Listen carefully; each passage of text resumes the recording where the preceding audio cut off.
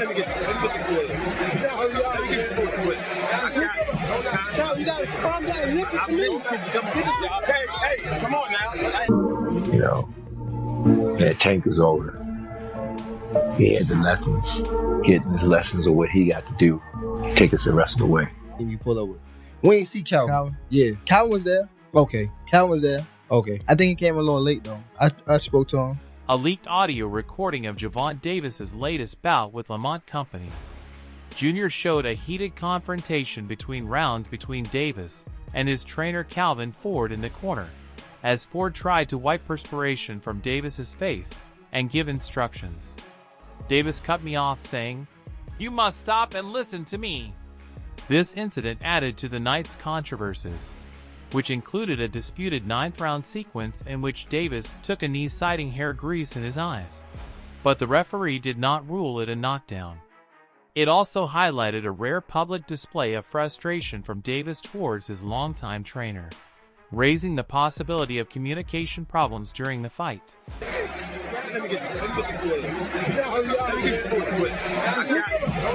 you gotta calm down. Listen to me. Hey, come on now. After Tank Davis's most recent fight, there was a noteworthy incident involving him and his longtime trainer Calvin Ford. As the fight came to an end, Ford seemed to try to give Davis a congratulatory hug, but Davis seemed to avoid this gesture and instead move on to interact with other people ringside.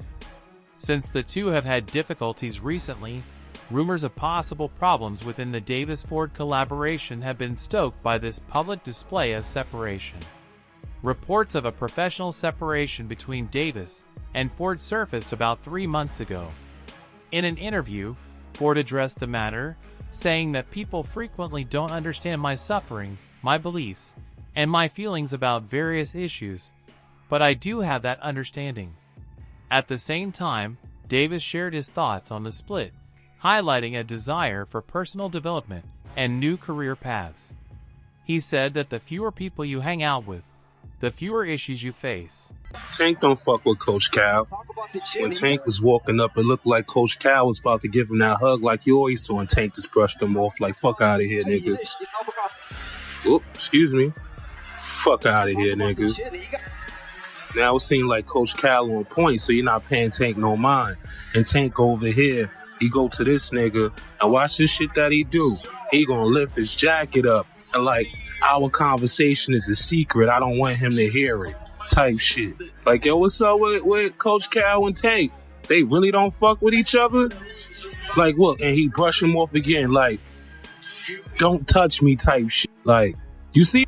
Type. Calvin Ford Tank in the battle against Lamont Roach, according to Davis's trainer. One of the main reasons Tank didn't step up his game as much as he should have was that he missed chances to dominate and instead kept the fight competitive. Ford said that Tank usually prefers to punish people instead of just getting knockouts, but he didn't make as much of an impression in this bout as he could have. It just went like you said. It was we looked at 3 rounds. Brian was told, "Oh, yo, I need 3. We got 1. I need 2. We got 2." But he forgot where he was at. He thought he was still in the 8th round. He thought he still had rounds to go. Thought he still had rounds to go. Thought he was in the 8th round. He was good. We just couldn't figure out why he couldn't pick it up. Right. Although both fighters were taking calculated risks, Tank didn't push the pace or impose his will like he had in past fights.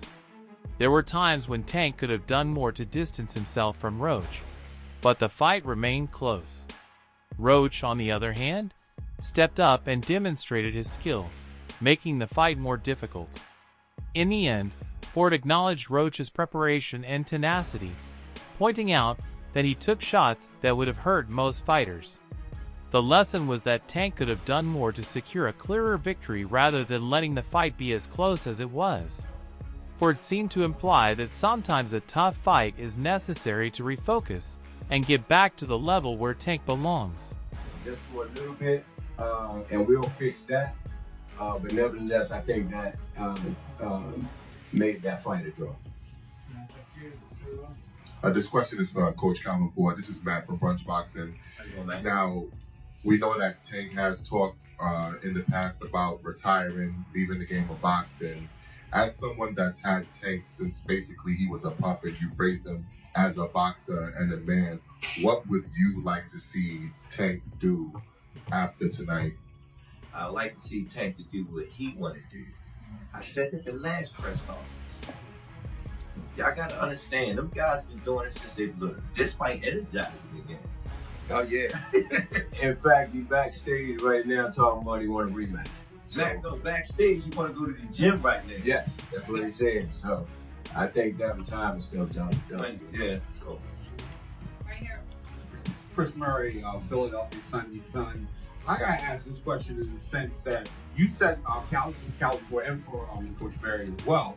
You said before the fight that you wanted to see him take his game to another level. What didn't he do in this fight that that you felt he could have done and whatnot, and pretty much opened the fight up to being a draw? Well, like I said again, they've been knowing each other since they were little. And Roach, he stepped up for the cause. He stepped up. You know what I'm saying? And again, Tank history, I always sit there and tell you, I don't like knockouts. I like punishment, you know what I'm saying? And then sometimes things gotta happen to make you get back to where you belong at. You know what I'm saying? And that was a good, skillful ass fight. Skillful. Both of them would take certain chances, some would take chances, you know what I'm saying? We seen, it's like we was on a boat, and it's just like this, you know? But like we thought he could have did more. Thought he could have did more, and hat off to Lamont Roach. You know what I mean? He was prepared. Yeah. There were shots that he took that the average person would have went out on. And he took, pretty much Tank was setting on the uppercut, and he threw it, and he was able to catch some of those uppercuts. So yeah, you got to give him credit. The relationship between boxing fans and their longtime trainer, Calvin Ford, has been the subject of intense discussion recently. One notable incident that fueled this speculation was during a recent fight when Davis seemed to sidestep Ford's attempt at a post-fight embrace by choosing to engage with others ringside instead. This gesture prompted fans and analysts to question the current state of their partnership, and social media platforms were buzzing with reactions to this incident. One Twitter user, Nathan Earl, highlighted a significant change in their professional dynamic, stating that he made Calvin Ford his second trainer and during the fight, telling him to stop telling him what to do. I knew it was going to be a bad night after that, because every time Tank has won a fight, it's been right after Calvin gave him instructions. This tweet highlights worries that Davis's decision to demote Ford could negatively impact his performance in the ring. The two have a strong bond that has helped Davis rise in the boxing world. Throughout Davis's career, Ford has been more than just a trainer. He was a mentor and a guiding force. Any perceived rift between them could have a significant impact on both their personal relationship and Davis's future performances in Tank. During his recent fight with Lamont Roach Jr., Davis and his longtime trainer Calvin Ford got into a heated argument during which Ford tried to give advice. Davis interrupted, saying, "You need to stop and listen to me." This conversation was recorded on tape and swiftly went viral, igniting conversations about possible fans and observers of the Davis-Ford partnership were upset about Davis's behavior. Marcosville tweeted, "Tank telling Calvin listen to me, it shows disrespect." Such responses draw attention to the fighter and raise concerns about the dynamics between him and his trainer. The incident has drawn a lot of criticism, with many highlighting the value of communication and respect between a fighter and his trainer.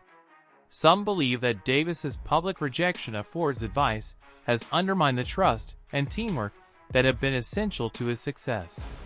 Although the precise causes of this exchange are still unknown, it has unquestionably brought attention to the internal dynamics of Davis's camp, and as the boxing community continues to analyze this incident, the future of the Davis-Ford partnership is still a topic of intense interest and concern.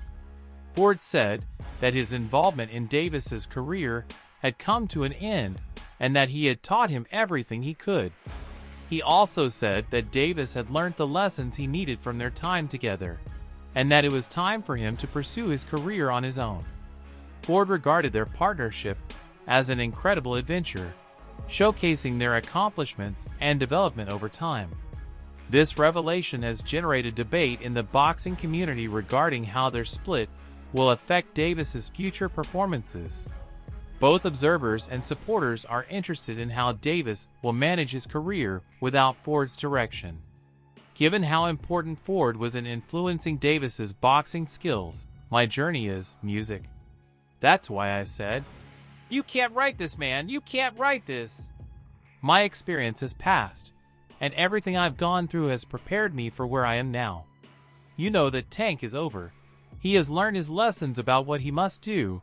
Take us the rest of the way. Music. Battle Tank's longtime trainer, Calvin Ford. Ford expressed his unwavering support for Davis prior to his recent bout against Lamont Roach Jr. Ford believed that Davis had the necessary skills and mindset to secure a decisive victory, but the fight ended in a majority draw, which neither Davis nor his coaching team had anticipated. Ford remained encouraging, recognizing the unanticipated obstacles that occurred during the game and stressing the value of resiliency and learning from them, which strengthened his faith in Davis's ability to bounce back from setbacks and carry on with his. The nicest thing about Ascent in the boxing world was that I'm hoping he would do what I need him to do. You understand what I mean when I ask him if he's ready. I need someone who will push T so I can see various levels this time. You know, going into the training camp, how was it? Or you said, why did you step back a little bit? How was it? How will it be splitting the time? Everyone keeps saying, they're changing our Saint. No, we're not changing anything. It's the same thing we always do. We do this every Saturday night. You get what I'm saying? Well, all I have to do is talk. And they pull up history from when I was a child. Since Calvin Ford did not supervise Davis's training for the most recent bout with Lamont Roach Jr., there was a lot of conjecture over a possible breakup between the two. Ford explained that he was dedicating time to training amateur boxers, a pursuit he finds deeply fulfilling despite not being in Davis's corner for this bout. Ford expressed unwavering support for his former protege, stating that he anticipated a strong performance from Davis. However, the fight concluded in a majority draw, an outcome that neither Davis nor his team had hoped for. This result has intensified discussions about the impact of Ford's absence on Davis's performance and the future trajectory of his boxing career. That little break in between of you guys not being was there kind of like a family fondness where no, he came to see me dead slowed down and worrying about you. Because boom, he knows that I spend time with my, and you know me, both of y'all know me very well, yeah, don't I spend time with my AMS all the time. That's my piece. And he know when I go spend time with my PC, I'm going through things. Get what I'm saying? When he was there, at least I know where he was at, because it was something that we didn't do it something.